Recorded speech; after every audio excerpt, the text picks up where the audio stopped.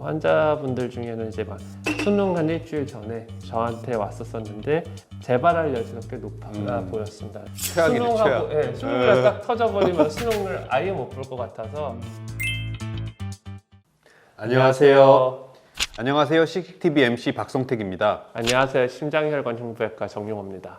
자, 그럼 이제 수험생을 괴롭히는 두 번째 질환, 기흉에 대해서 좀 이야기해 볼게요. 네. 기흉으로 수험생 환자들이 많이 온다고 말씀하셨는데, 네. 그러니까 저도 기억하기로 제 고등학교 때 뭐 기흉 있어서 못 나왔어요. 뭐 이런 애들이 있었어요, 진짜로. 근데 그렇게 10대나 이렇게 20대의 연령대에 호발하는 특별한 이유가 있나요? 급격한 성장 때문에 폐가 그걸 못 따라가고 음압 차이가 생겨서라고 하는 연구들도 있었는데 그게 아직까지는 뭐 과학적으로 맞다라고 보기는 조금 어렵지만 어쨌든 유전적으로 약한 부분이 어디가 있는 경우가 많습니다. 근데 이렇게 기흉이 잘 생기는 환자분들을 모아봤더니 어떤 분이 있느냐, 남자인데 맞아요. 10대 중후반에 키 한참 크는 시점에 키 크고 마른 체형인 맞아요. 경우가 많습니다. 지금은 제가 좀 살이 쪘지만 교수님도 기흉 스타일인 것 같은데. 제가 10대 때 실은 기흉 수술을 했었어요. 그러니까 그때는 제가 지금보다 몸무게가 한 15kg가 빠져있던 시점이었기 때문에 전형적인 그 시기에 좀 마른 남자애들이 있고요. 그렇다고 해서 그럼 여자가 안 생기냐, 그렇지도 않고 키가 작은데 왜 우리에는 기흉이 생겼어요도 실은 유전적인 부분이 있기 때문에 무조건 그렇다는 건 아닙니다. 근데 경향은 확실히 키가 크고 있는 10대 때 또 급격히 키는 마른 남자한테 많이 생기는 것 같습니다. 네. 자, 두 번째 질문으로 네. 넘어가겠습니다. 기흉은 정확히 어떤 질환인가요? 기흉은 이제 공기 기자고 이제 가슴 흉자라고 보시면 돼요. 가슴 안에 공기가 있다라는 거죠. 숨 쉬면 당연히 공기가 폐 안에 있겠지라고 생각을 하시죠. 근데 허파에서 바람이 빠지는 게 기흉이에요. 기낭이라고 해가지고서 공기 주머니가 있는 겁니다. 기낭이 자금하는 게 있는데 거기에 구멍이 생긴다거나 아니면 점점 커지면서 구멍이 크게 터진다거나 이러면 이제 기흉이 생길 수 있다고 생각하시면 될 것 같아요. 자, 그러면 기흉의 증상은 어떤 것들이 있나요? 기흉 같은 경우는 이제 본인이 그 전에 전조 증상이라고 해서 본인이 이러면 뭐가 올 것 같아라는 게 없이 기흉이 생긴 그때부터 증상을 느낄 수 있는데요. 일단 제일 흔하게 호소하는 거는 흉통이에요. 숨을 못 쉴 것 같다. 그게 더 주증상 같은데. 현실적으로는 주 증상은 통증이 많죠. 통증이에요? 네, 왜냐하면은 숨이 차려면 기흉의 양이 실은 어느 정도 돼서 폐를 눌러야 돼요. 그런데 그거 오기 전에 기흉이 약간이 생겼을 때는 이 공기가 흉막을 갖다가 자극을 하게 됩니다. 자극을 하니까 통증으로 온다. 네, 그래서 통증이 먼저 오고요. 기흉의 양이 크다고 꼭 통증이 심한 게 아니에요. 오히려 어느 정도 커지면 통증보다는 숨차는 증상이 증상이 심해질 수도 있어요. 그런데 기흉은 한 번 생기면 재발을 잘 한다. 뭐 이런 이야기를 들었는데 실제로 그런가요? 네, 기흉 되게 재발 잘하는 그래요? 지역이에요. 수술을 제외한 다른 치료들, 예를 들면 산소를 흡입해 본다거나 관을 넣는다거나 이런 거는 원인을 치료하는 게 아니라 증상을 잡은 거거든요. 그렇죠.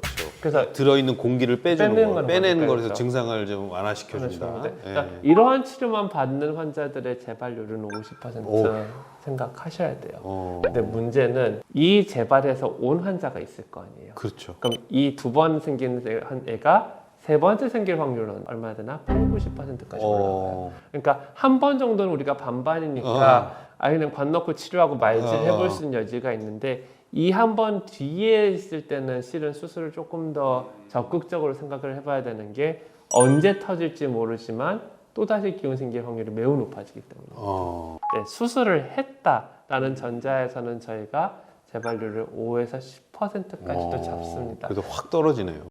환자분들 중에는 이제 막 수능 한 일주일 전에 저한테 왔었었는데 환자분 보니까 재발할 여지가 꽤 높아 보였습니다. 근데 문제는 자칫하면 빨리 재발하면 일주일 안에도 재발할 수 있는데 그러면은 최악이네, 최악. 수능을 딱 터져버리면 수능을 아예 못 볼 것 같아서 보호자분들한테 원칙적으로 수술을 바로 하는 거는 교과서적으로 맞지 않지만 이 위험성이 좀 높아 보인다, 재발할 위험성이. 그랬더니 환자 본인도 그리고 보호자분들도 수술하시겠다 해서 수술하고 수능 치러 갔던 학생들도 있었습니다. 그 친구 대학을 잘 갔나요? 못 물어보겠더라고요. 재발이 잘 되는 만큼 치료가 중요할 텐데 어떤 치료를 하게 되는지 설명을 좀 부탁드릴게요. 일단 그건 철저하게 기흉의 양에 따라서 달라집니다. 그래서 기흉이 크지 않다 하면은 실은 집으로 그냥 보내는 애들도 없지는 않아요. 통증 조절해주면서 증상 좀 완화되면은 지켜볼게요. 대신에 이런 환자들은 닷새 아니면 일주일 정도 뒤에 꼭 와서 엑스레이 찍게 합니다. 왜냐? 흡수가 되는지 봐야 증가되는지 되거든요. 줄어드는지. 그렇죠. 예. 그리고 또 하나의 전제 조건은 이 일주일 안에 본인이 가슴 아픈거나 숨찬 증상이 심해지면은 즉시 응급실로라도 와야죠. 직접 와요. 그래야죠. 예. 이게 전제 조건이에요. 그렇지 않고 옆에 있는 벽이 떨 정도로 보이는 기흉 같은 경우는 저희가 관을 일단 넣어줘야 됩니다. 그래서 흉관을 넣어서 밖에 있는 공기를 좀 빼내주고 경과를 지켜봐야 되는데 이제 이때 바로 수술을 할 거냐 안 할 거냐는 여러 가지 좀 고려를 해봐야 됩니다. 자, 교수님 그러면 이제 기흉 수술은 어떻게 진행이 되나요? 기흉 수술은 거의 대부분 구멍을 뚫어서 흉곽경을 이용해서 수술하는 경우가 많죠. 그래서 전반적으로 봤을 때 기흉의 원인을 절제하고 그 위에 있는 보강 작업까지 하는데 수술 드는 시간은 대체로 2시간 안쪽이기는 합니다. 마지막으로 기흉으로 고생하는 수험생들에게 한 말씀 부탁드리겠습니다. 수험 생활에 스트레스를 많이 받으면 가슴 좀 아플 수 있지라고 그냥 가볍게 넘어가는 경우가 있는데 이게 시간이 오래돼도 좋아지지 않는다거나 아니면 숨이 찬 거랑 같이 다른 증상과 동반이 된다라고 하면은 꼭 병원 가서 엑스레이를 찍어 보시면은 적어도 기흉이다 아니다는 확실히 알 수 있거든요. 그러니까 꼭 보호자분들도 혹시 자녀들이 가슴 아프다라고 했었을 때 너무 그냥 스트레스 받아서 그런 거야 너무 가볍게만 넘기지 않으셨으면 좋겠습니다. 네, 교수님 오늘 좋은 말씀 감사합니다. 그러면 오늘도 씩씩한 하루 되세요.